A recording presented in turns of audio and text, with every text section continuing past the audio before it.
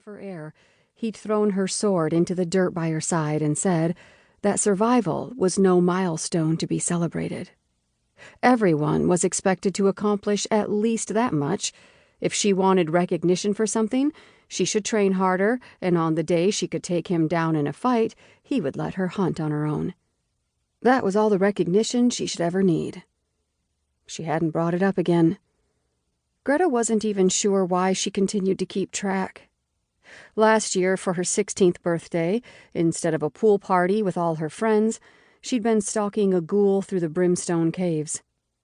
The only present she'd opened was the creature's chest, a split second before it had tried to spray her with a stream of corrosive poison from a mouth filled with jagged, razor-sharp teeth. This year, she tried not to care at all, but she just couldn't let the day go by altogether. Even if it was just her and a cup of linberry tea, she felt the need to do something. And so she sneaked out of the cottage after Luke went to bed. Not that she was under any illusions that he hadn't heard her leave.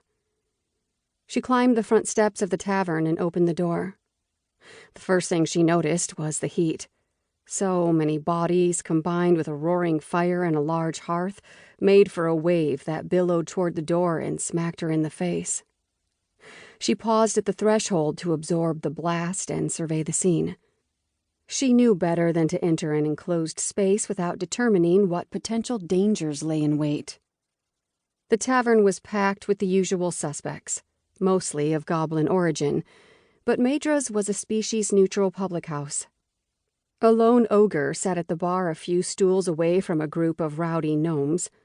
There were quite a few sprites living in this neck of the goblin forest, and they liked their ale as much as everyone else. A table of them gave thanks to the Great Mother before downing the cups being dropped off for them by the barmaid. There weren't many available tables.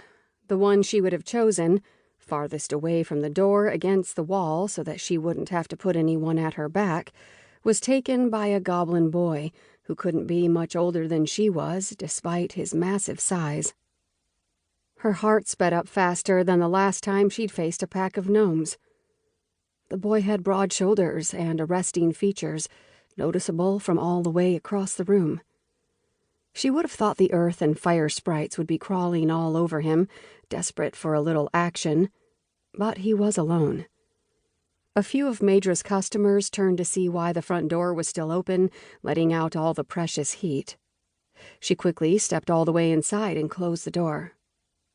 She tipped her head down and tugged on her braids to make sure her hair covered her very human, unpointed ears as she slipped through the crowd to the next best table. It was nice and dark and mostly private, but it also put her directly beside the goblin, who was in her usual spot. Without removing her hood or her scarf, she sat back and awaited Madra's only server, the sprite's daughter, Tamsin, to notice that she'd gained a new customer. Given the bustle of activity, that might take some time, but it was okay. She was suitably occupied. Her gaze kept sliding back to the goblin boy. As busy as this place was, all of the tables around him, other than the one she'd claimed, were empty. And even though he was obviously alone, it was equally obvious that he wasn't a stranger. Too many of Madra's patrons watched him, not with curiosity, but with poorly veiled discomfort. Not worried, not exactly. She knew how a room felt when the possibility of violence existed, and that wasn't quite the tone here now, but there was something about this guy that evoked caution and restraint. Tamsin finally saw her and stopped in front of Greta's table with a polite smile. Even though Greta had been successful in hiding her human identity, she hadn't exactly been making friends in Mylena. Her job as a bounty hunter set her apart from others. "Linberry tea, Danum?" the girl asked. "Yes, thanks." Tamsin turned away, but suddenly Greta changed her mind and called her back. "Actually, bring me an ale, would you?" she said.